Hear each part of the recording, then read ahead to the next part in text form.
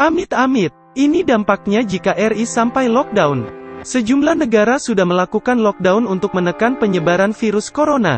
Langkah ini belum menjadi opsi pemerintah Indonesia. Lalu, apa yang terjadi jika Indonesia sampai lockdown?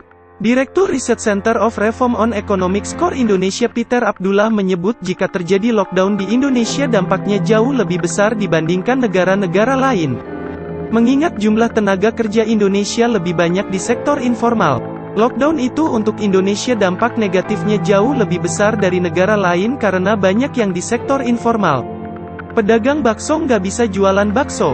Berapa ribu masyarakat kita yang jualan bakso, yang jualan ketoprak, yang jualan pecel, yang jualan siomay, yang buka warung.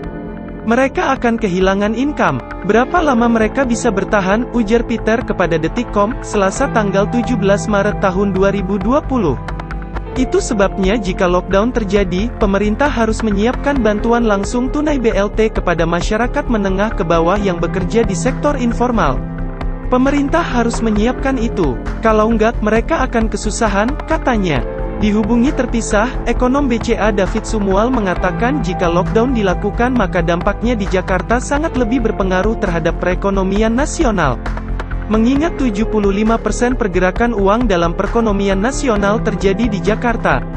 Dampak ekonominya agak sukar dihitung karena kita belum tahu berapa lama jika lockdown akan terjadi. Lockdownnya misalnya seminggu, 2 minggu, sebulan, beda hasilnya. Kalau dilakukan di Jakarta akan cukup signifikan pengaruhnya karena porsi Jakarta terhadap ekonomi nasional besar. 75% peredaran uang kan adanya di Jakarta, Jabodetabek, sebutnya. Meski begitu, pengaruh pertumbuhan ekonomi di tengah situasi saat ini dianggapnya tidak masalah. Mengingat hampir semua negara mengalami penurunan ekonomi akibat virus corona ini. Dampaknya karena arus barang jasa itu nggak jalan, nggak lancar, itu pengaruh ke pertumbuhan ekonomi.